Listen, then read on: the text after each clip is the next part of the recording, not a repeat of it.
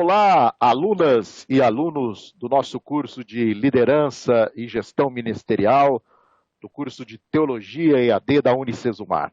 É uma satisfação nós estarmos aqui com vocês para nós trazermos um estudo de caso muito especial da nossa disciplina, um estudo de caso onde vamos trabalhar um pouquinho sobre ferramentas de gestão.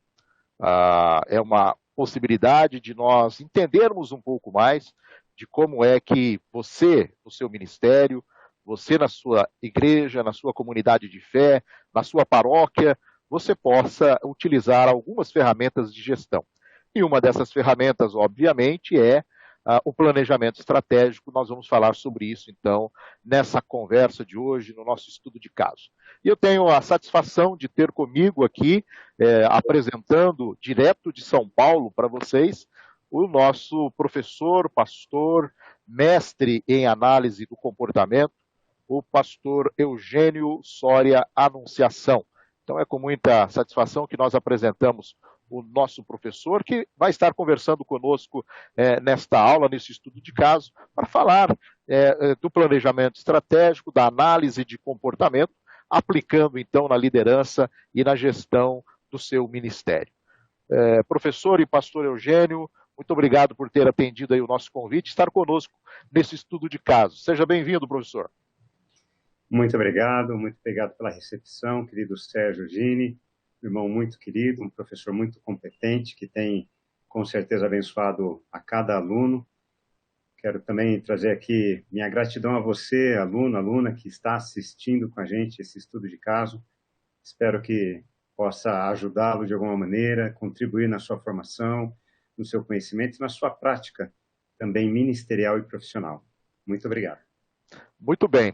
Nós vamos começar, então, o nosso estudo de caso, já de cara falando da sua pesquisa de mestrado, né? Você que trabalhou o planejamento estratégico numa organização religiosa, gostaria que você desse assim, um breve panorama daquilo que você estudou, daquilo que você trabalhou no seu mestrado, para que daí nós pudéssemos também introduzir aqui a nossa conversa, direcionando para a questão da liderança e da gestão ministerial, professor. Perfeito.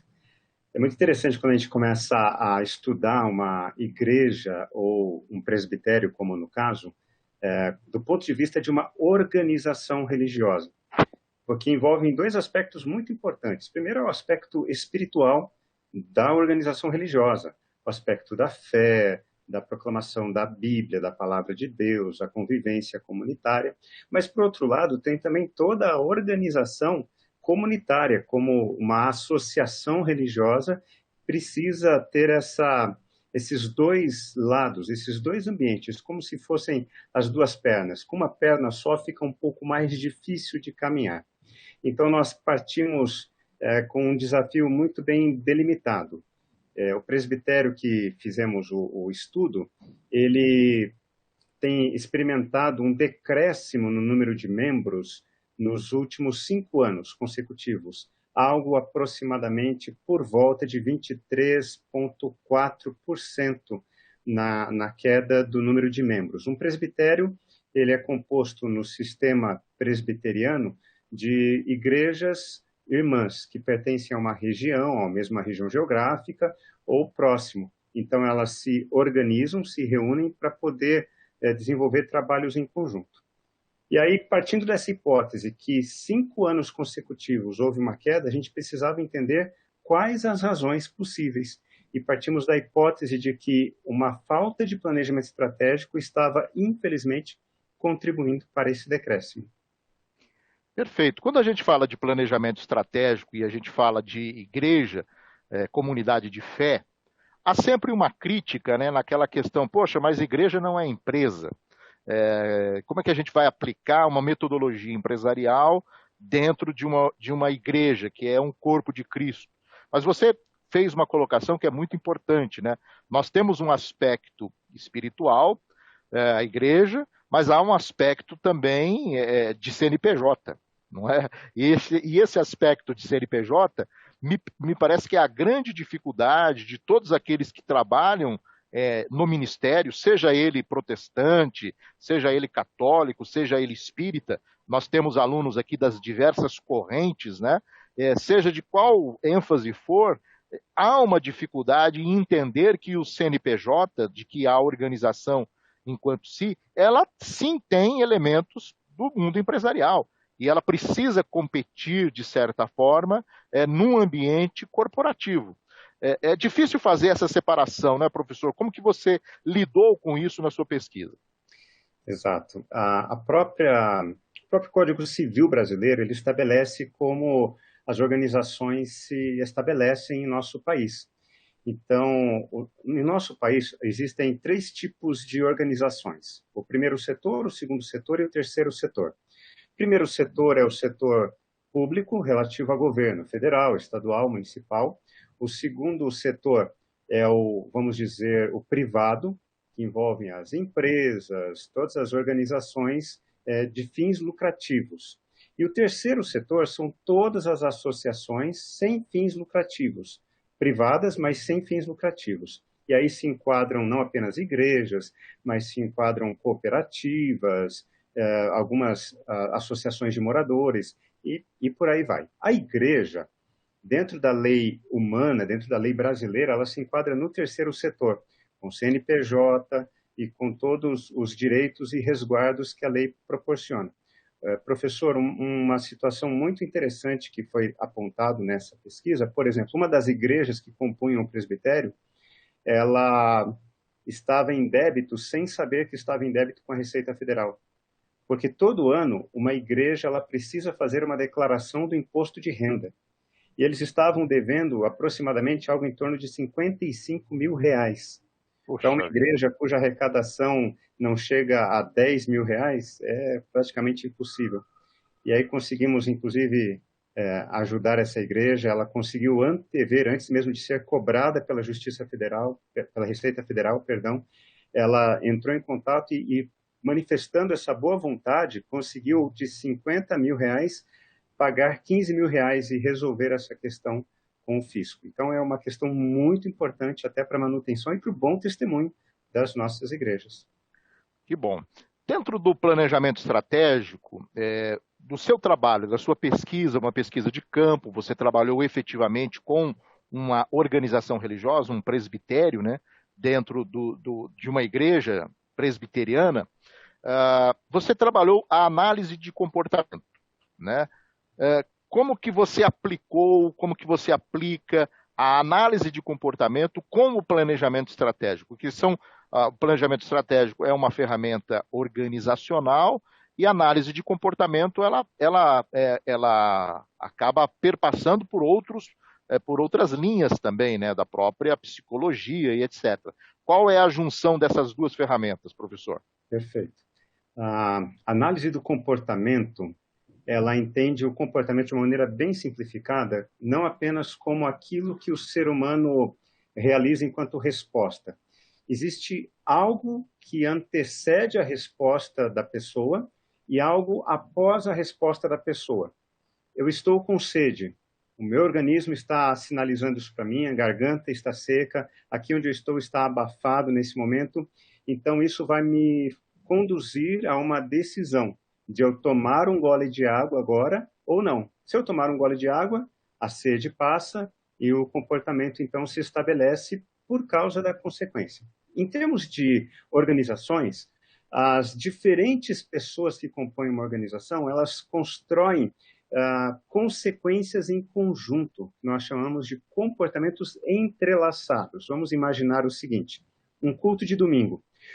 O culto de domingo é um produto agregado de vários comportamentos entrelaçados, desde a pessoa que vai dar as boas-vindas aos visitantes, ao ministério de louvor, cada um na sua tarefa, com seu instrumento, com a sua voz, vão escolher as músicas, vão conduzir a igreja no momento de música, as pessoas que orarão, o pastor que ministrará, ou pastora que ministrará a palavra de Deus, as orações que serão feitas. Todos esses comportamentos agregados, juntos, entrelaçados, eles apresentam um produto organizacional que é o culto. Então, nós tentamos analisar essas relações de comportamentos. No caso de um presbitério que não realiza cultos ou realiza cultos muito esporadicamente, nós precisávamos medir isso. por que é que as igrejas locais estão perdendo membros e de que maneira o presbitério tem contribuído para essa queda. E chegamos a resultados muito interessantes. Muito bem, que legal. Na tua pesquisa me chamou a atenção alguns pontos, né, bem interessantes, mas acredito que para os nossos alunos vai fazer muito sentido a gente entender um pouco daquilo que você trabalhou, que é a questão do macrosistema, onde é que nós estamos, né, a própria organização em si e a análise dos processos dessa organização. Para todos os nossos alunos que trabalham, nós estamos diretamente envolvidos ministerialmente, seja com igrejas, seja com organizações não governamentais, ou com a educação. Nós temos alunos que atuam em diversas áreas, inclusive também na área pública.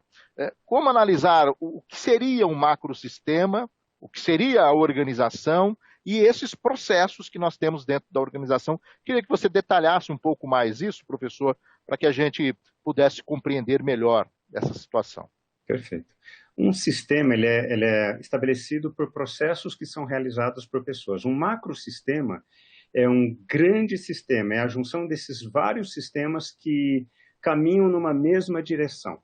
Então, o macrosistema terceiro setor, então ele envolve isso, todas as associações sem fins lucrativos, associações privadas, que têm como objetivo desenvolver ações em parceria ou não com o governo ou com empresas para um bem comum, visando o bem da sociedade. Dentro desse macrosistema do terceiro setor, existe um macrosistema das organizações religiosas. E aí a gente começa a perceber os conflitos que muitas vezes existem.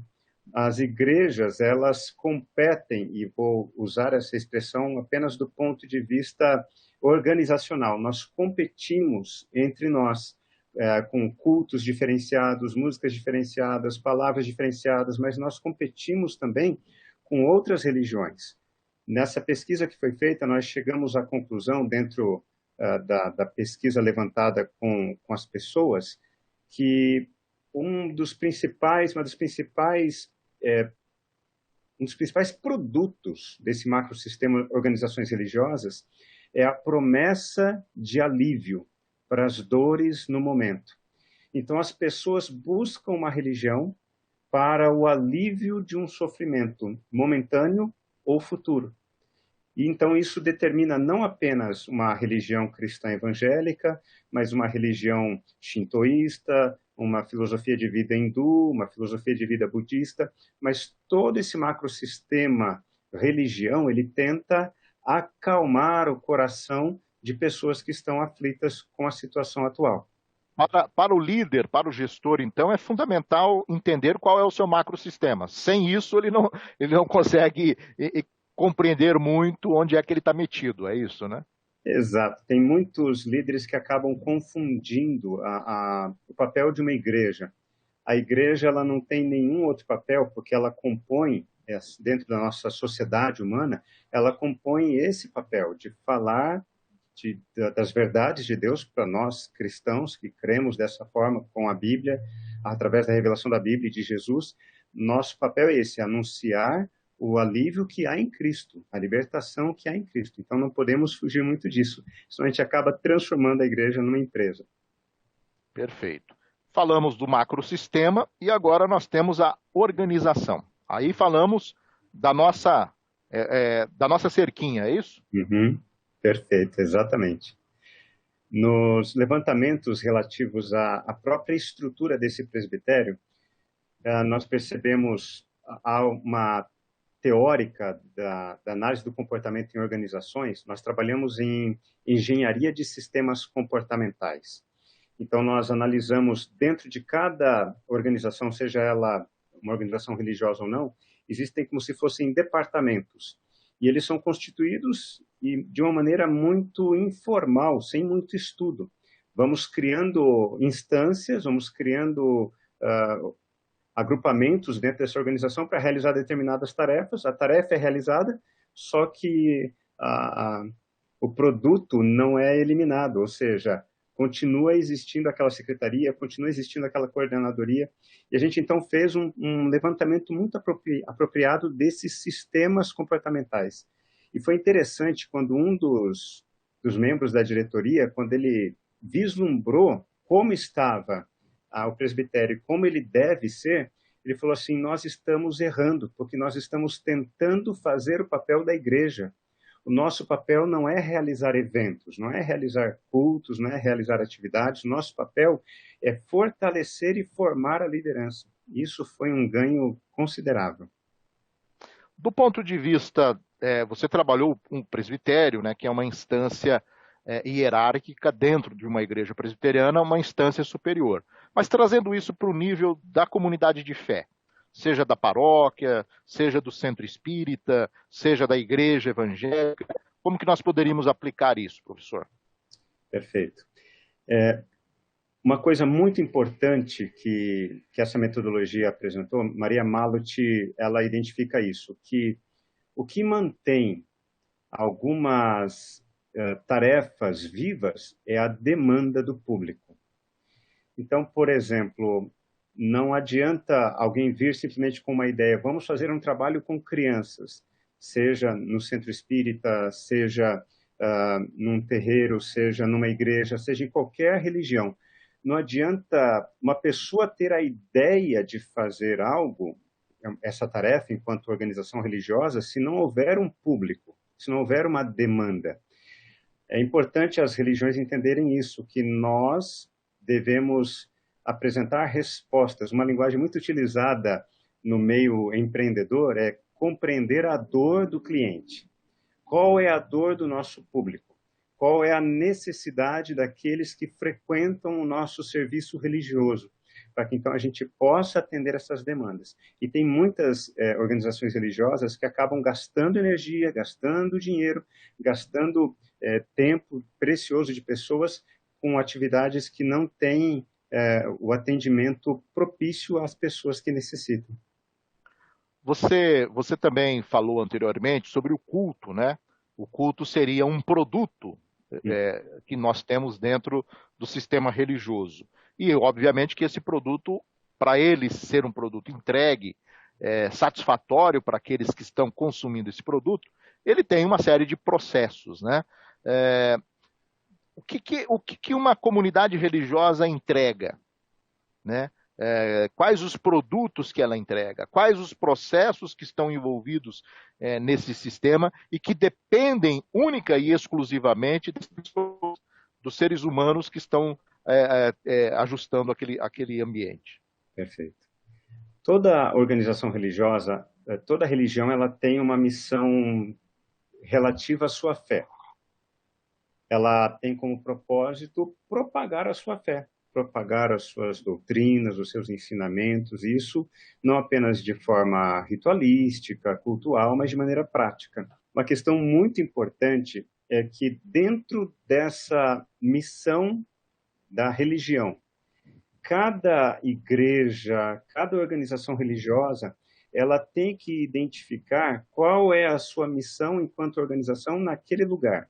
Talvez uma pergunta que ajude os nossos alunos e alunas se essa minha organização religiosa ela não existisse mais, qual seria a falta que ela faria para a nossa comunidade, para o entorno da nossa organização religiosa? Porque uma coisa é termos uma missão declarada da nossa religião, outra coisa é como nós, enquanto pessoas, enquanto agrupamento, enquanto associação, entendemos que podemos contribuir para o anúncio, para o desenvolvimento dessa nossa fé, dessa nossa organização religiosa. Professor, nesse processo de gestão, né, nesse processo de planejamento, de você ter uma missão que você realmente saiba por que você está ali, o que é que você está fazendo, um ponto acho que fundamental nisso tudo é medir desempenho, não é? Você ter uma forma de você medir desempenho. Quando a gente fala de medir desempenho para uma organização religiosa, tem muita gente que vira, né, a cara e fala, mas isso é um absurdo, como que nós vamos medir desempenho e tal? Como que você lidou com isso no seu trabalho e quais as dicas, agora eu vou pegar um pouco no teu pé, né? Quais as dicas que você poderia trazer para os nossos alunos sobre essa questão? Né? Porque, quer queira ou não, o pastor que está à frente de um trabalho religioso, de um culto, ou o padre, ou um obreiro, um evangelista, ele está sendo, o seu desempenho está sendo medido, né? Quer queira ou não. Queria que você trabalhasse isso para nós, professor. Perfeito. É realmente frustrante quando você se empenha, organiza um momento especial na sua semana para apresentar algo para o seu público, para os seus fiéis, e você percebe que não há o número esperado de pessoas frequentando aquele trabalho em especial. E geralmente o que eu ouço de lideranças religiosas é: as pessoas não querem compromisso, as pessoas não estão nem aí, as pessoas estão muito consumistas. Me parece que há um equívoco, aquilo que Maria Malott chama de miopia organizacional, quando nós confundimos a missão da organização religiosa com aquilo que ela faz. Então, nós dizemos assim, um culto vem 30 pessoas durante a semana. No final de semana, aparecem 150 pessoas. As pessoas, durante a semana, não querem compromisso com Deus. Talvez seja uma avaliação simplista. Por que apenas 30 pessoas vêm no meio de semana e no final de semana surgem mais de 100? Então, é importante o levantamento de indicadores. E eu queria sugerir essa é uma prática que a gente está estabelecendo agora esse ano, junto desse presbitério. Perguntar, em primeiro lugar, para as pessoas que vêm num trabalho onde tem um número reduzido, por que é que elas vêm? Quais são os indicadores que fazem essas pessoas participarem? É o horário, é o local do encontro, é o tempo que dura o encontro. Então, principalmente dados que possam ser medidos, porque dados que não são medidos são apenas dados subjetivos, e aí vira o achismo. Eu acho que deve ser por isso, eu acho que deve ser por aquilo. E mais do que perguntar para aqueles que frequentam, perguntar para aqueles que não vêm. Por que é que você não vem nesse trabalho específico? É por causa do horário, é por causa do lugar, é por causa do dia escolhido? E aí a gente começa a medir e consegue ter dados mais concretos para podermos tomar decisões mais assertivas. Quando nós trabalhamos com planejamento estratégico, nós falamos, o próprio nome já diz, né? Ele é um plano, mas ele é um plano estratégico. Eu tenho que ter alguns elementos que vão me dar condições de que eu mantenha aquela missão que eu estabeleci como relevante, né? Como importante, e que a visão que eu estabeleci, que eu quero chegar, né? Uma visão que pode ser de longo prazo, as estratégias vão me direcionar para isso. Dentro do trabalho de planejamento estratégico com a análise de comportamento, quais são os pontos críticos dentro desse processo? Você já disse um deles, né, que é importante, que é a medição, né? Você precisa fazer a medição, mas quais outros pontos críticos que nós teríamos nesse processo, professor? Perfeito. O mais importante é que esses dados, eles são apenas o primeiro passo. O segundo passo após o levantamento de dados é fazer a seguinte pergunta: como eu quero que esteja... E aí você define um prazo. No caso dessa nossa pesquisa, nós estabelecemos um prazo de 3 anos. Por exemplo, em 2019, houve a realização de um acampamento para jovens e adolescentes, mas não foi atingido o número mínimo de participantes. Então, a avaliação sem dados foi: os nossos jovens e adolescentes não querem nada com Deus. Só que descobrimos que Essa é esses uma avaliação muito, desculpe, é uma avaliação muito fácil de fazer, né? E, aliás, é a primeira que todo mundo faz, né? Exato. É sempre a resposta mais simplista, porque é mais fácil.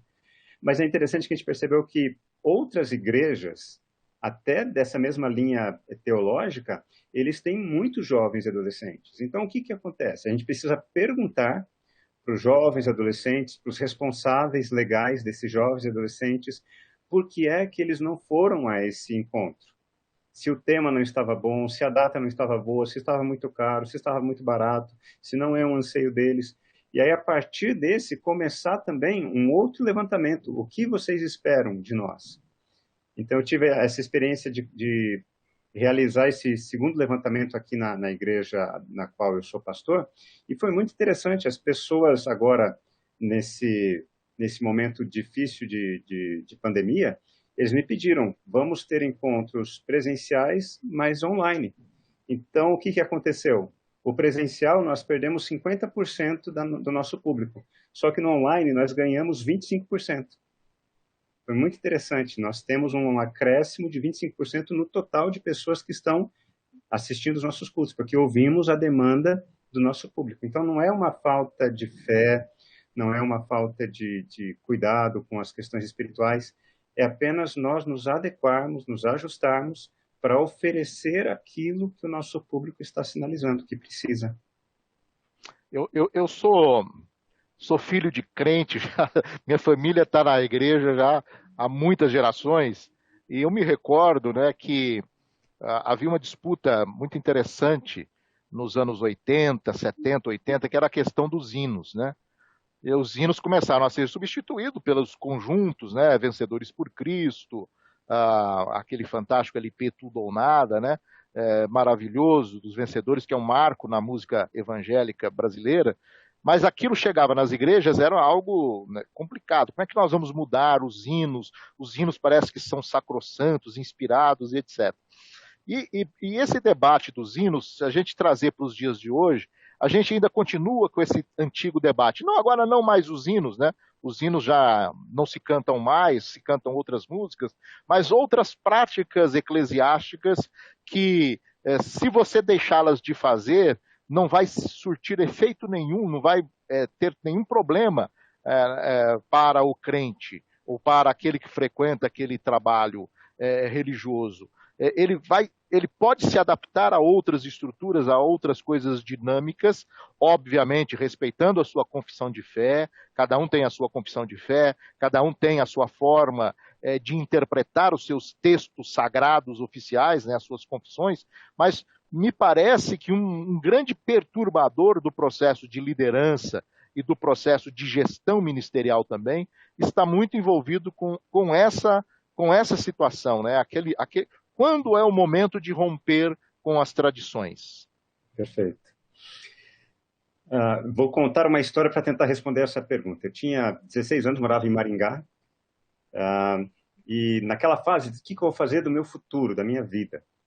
E buscando essa direção, essa iluminação de Deus, eu entendo que fui direcionado para um curso de computação. Aí cheguei lá na casa dos meus pais, morava com eles, 16 anos, ainda adolescente. Falei, pai, olha que legal, descobri aqui tem um curso de COBOL, linguagem COBOL, programação. E eu acho que eu quero fazer um teste, eu acho que vai ser o meu futuro. Meu pai olhou aquilo lá, entrou em contato com a escola. Depois ele falou comigo, me deu um feedback, falou assim, filho, eu vou pensar com carinho nisso daqui. Passado 2 dias, ele chega até mim com a ficha de uma matrícula, falou assim, olha, eu fiz a matrícula para você, mas não naquele curso. Eu fiz no curso de datilografia. Porque quando eu tinha a tua idade, eu fiz datilografia e foi bom demais para mim. Resultado, eu tenho um diploma de datilografia, mas ninguém mais usa máquina de escrever. Me ajuda, é óbvio, no computador. Você ficou hábil no computador, né? ASDFG é tranquilo para você, né? Exato. Mas ninguém mais usa máquina de escrever. E me parece que essa é a crise, não só para organizações religiosas, mas até nas nossas relações humanas. Meu filho, esse ano faz 18 anos. Minha grande tentação é eu criar ele para que ele seja adulto num mundo que não existirá. Eu quero criar ele para um mundo que faz sentido para mim, mas que para ele não terá mais validade nenhuma. Por exemplo, ele falou para mim, tempo desses atrás, falou assim, pai, Facebook é coisa de velho. A minha geração usa Instagram. E acho que as organizações religiosas precisam estar um pouco atentas a isso. O caso tão conhecido da Kodak, que era uma gigante multinacional que produzia rolos de filme para máquina fotográfica analógica.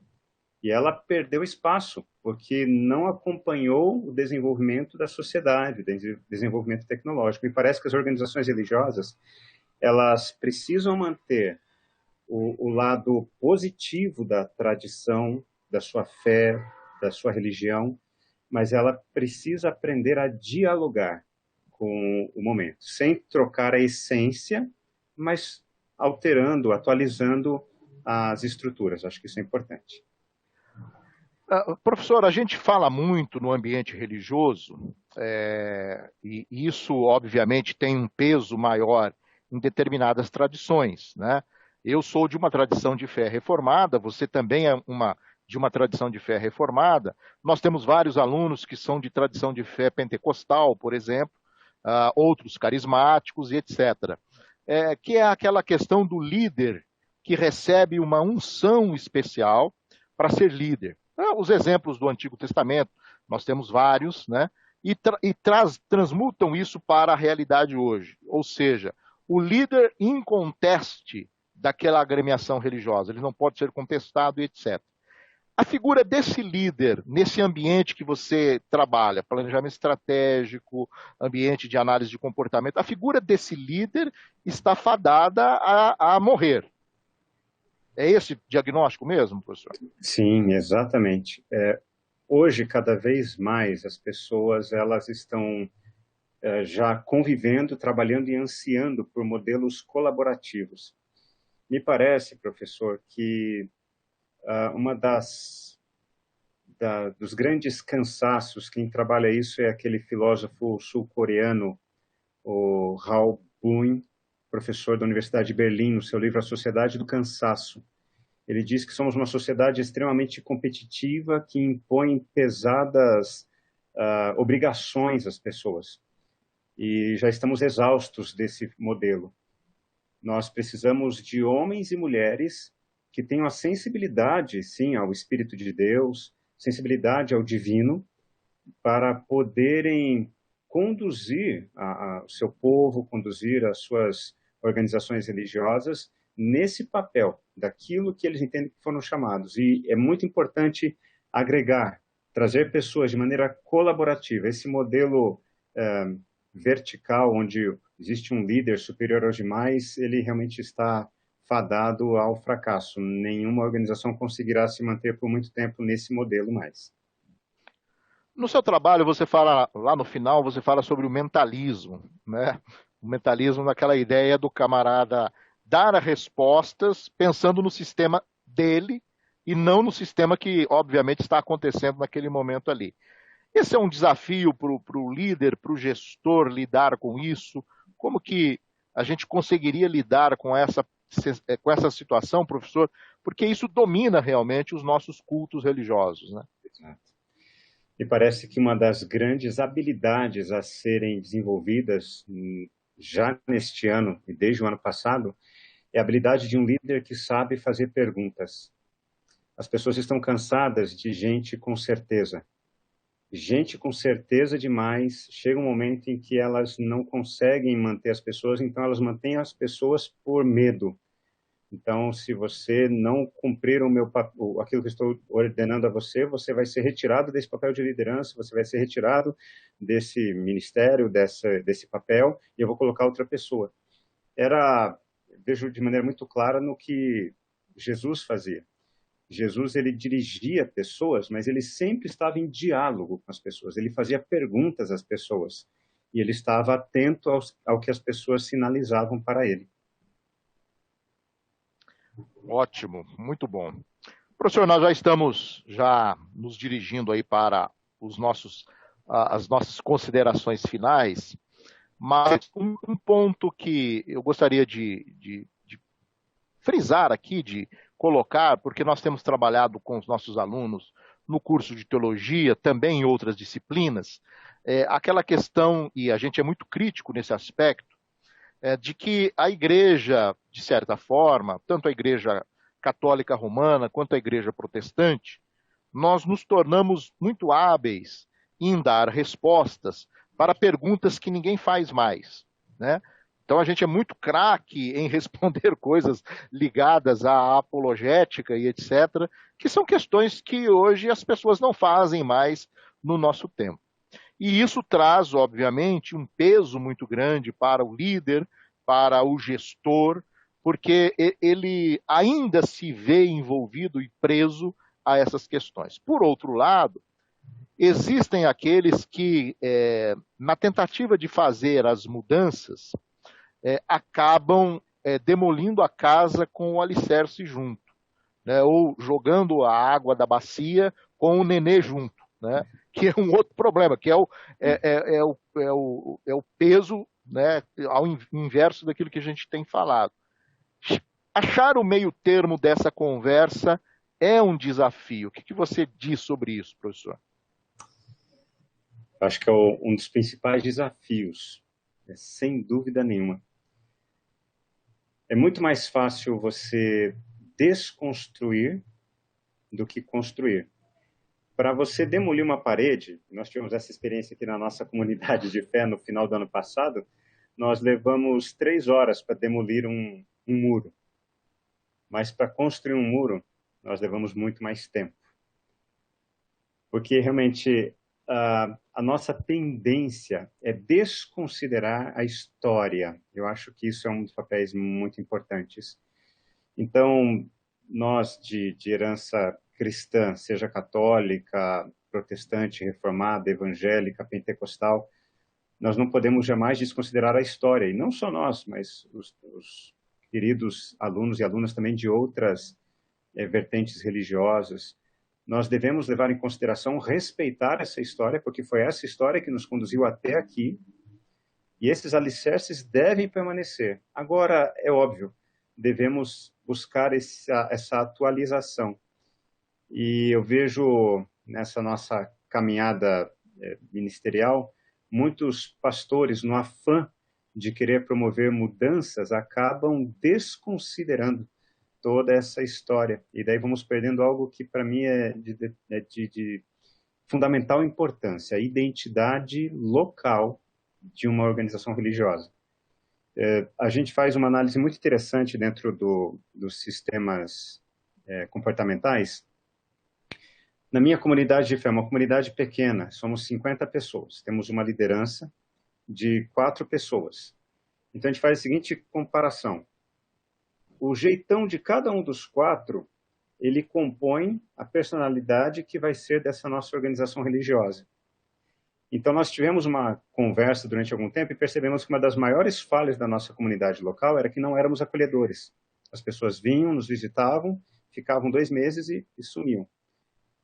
Nesses 2 últimos anos, nós recebemos 22 pessoas como novos membros. E foi interessante, porque unanimemente os 22 disseram, nós nos sentimos acolhidos. Mas isso não foi algo assim à toa. Nós estudamos, nós nos atentamos, percebemos, corrigimos direção. E Deus nos abençoou, com certeza. Porque esse é o papel da liderança. Não apenas desconstruirmos, mas construirmos. À medida em que vai desmontando, vai montando. Acho que é um belo desafio para todos nós. Graças a Deus. Na nossa disciplina, eu tenho trabalhado com os alunos, nessa disciplina de liderança e gestão ministerial, eu tenho trabalhado o exemplo de Jesus, né? O líder, Jesus, o líder servidor, o diáconos, e, obviamente, sempre com exemplo de Jesus, para nós trabalharmos a questão da liderança no dia a dia da nossa comunidade de fé.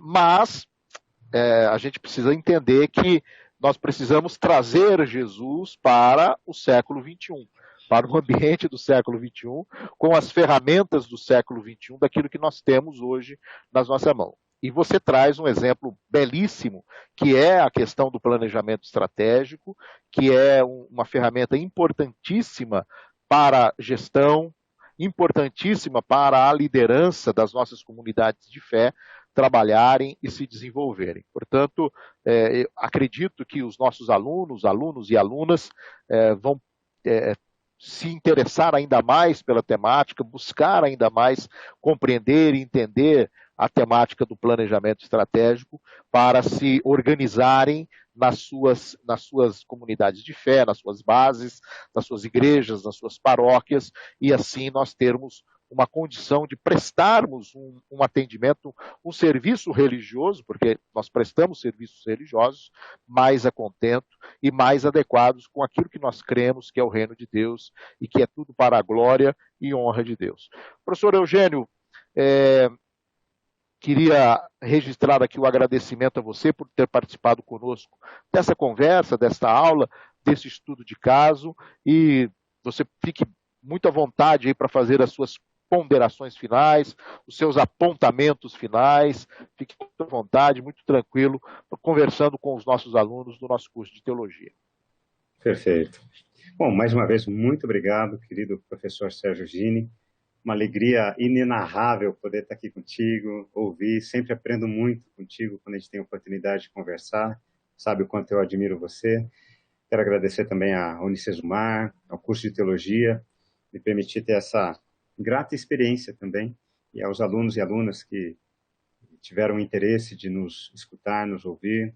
Muito obrigado também a todos vocês. Quero encerrar apenas com uma percepção, já que o professor comentou acerca de Jesus. Jesus, ele era um planejador. Ele não fazia nada à toa. Ele sabia o momento certo de ir para Cafarnaum, o momento certo de ir para Galileia, e tudo isso nas narrativas dos evangelhos de acordo com um planejamento. Agora, duas questões me chamam muita atenção em Jesus. Jesus estava sempre atento ao que os evangelhos chamam de multidão. Pessoas que iam até ele apenas em busca de algum alívio, de algum benefício próprio, uma cura, um milagre. E Jesus nunca impediu essas pessoas de chegarem até ele. Mas havia um segundo passo. Jesus era metodológico nisso. O convite de Jesus era que as pessoas abandonassem essa mentalidade de multidão e assumissem uma mentalidade de espiritualidade muito mais veemente, de compromisso com o próprio Deus, e um compromisso que exige um compromisso também de cuidar do outro.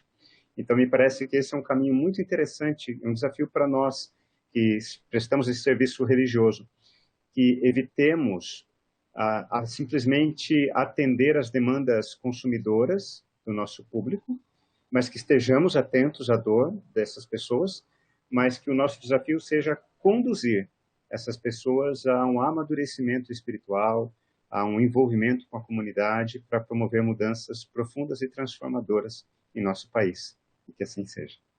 Amém. Graças a Deus. O professor Eugênio Anunciação é também pastor, como eu falei, é pastor da Igreja Presbiteriana Independente do Brasil. A sua comunidade de fé em São Paulo...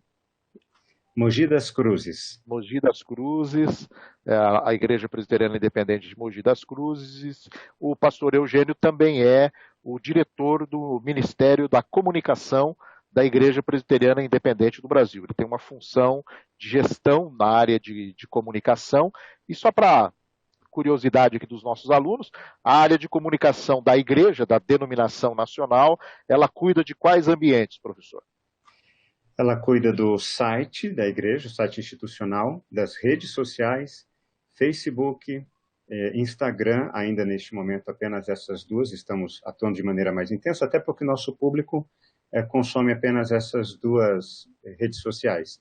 E também duas publicações, um jornal chamado O Estandarte, o jornal mais antigo evangélico do Brasil, ainda em tiragem, e a revista Vida e Caminho, que desde março do ano passado estão apenas no formato online, mas estão disponíveis a todos aqueles que quiserem acessar. E para os nossos alunos terem contato com a sua dissertação de mestrado, como é que eles fazem para obter uma cópia? Perfeito. Eu já disponibilizei uma cópia para o professor Sérgio Gini, fique à vontade para compartilhar. No repositório Paradigma AC, estará disponível agora no próximo mês, em fevereiro, e também no repositório da Federal do Pará. Então, estará à disposição de todos aqueles que desejarem, tá bom? Muito bem. Depois, no Google é só pesquisar lá, Eugênio Anunciação, Planejamento Estratégico, daqui a pouco aparece lá a dissertação do professor. Professor, muito obrigado por você estar conosco nesse nosso estudo de caso. Falamos sobre liderança, falamos sobre gestão ministerial, falamos também sobre o planejamento estratégico, análise de comportamento, a importância que esses elementos e essas ferramentas têm para quem está no ministério, aquele que está à frente de uma igreja, aquele que lidera um grupo, uma atividade, aquele que está à frente de um grupo base, aquele que está desenvolvendo, de certa forma, o seu ministério. É muito bom estar com você, foi muito esclarecedor aí a sua conversa, esse bate-papo muito gostoso com você. Desejo a você bênçãos ricas de Deus sobre a sua vida e sobre o seu ministério. Muito obrigado. Bem, alunas e alunos, nós estamos concluindo, portanto, o nosso estudo de caso da disciplina Liderança e Gestão Ministerial. Fiquem atentos às nossas aulas, nós estaremos ainda discutindo muito sobre essa temática, né, da liderança e da gestão ministerial, envolvido para aquilo que efetivamente vocês desenvolvem nas suas comunidades de fé. Então, não deixem de acompanhar as nossas aulas, vai ser muito importante, muito legal essa troca de informações, esse bate-papo que nós teremos nas nossas aulas. É isso, muito obrigado a todos vocês, alunas e alunos da Unicesumar, do curso de Teologia. Obrigado, pastor e professor Eugênio Anunciação. Até mais.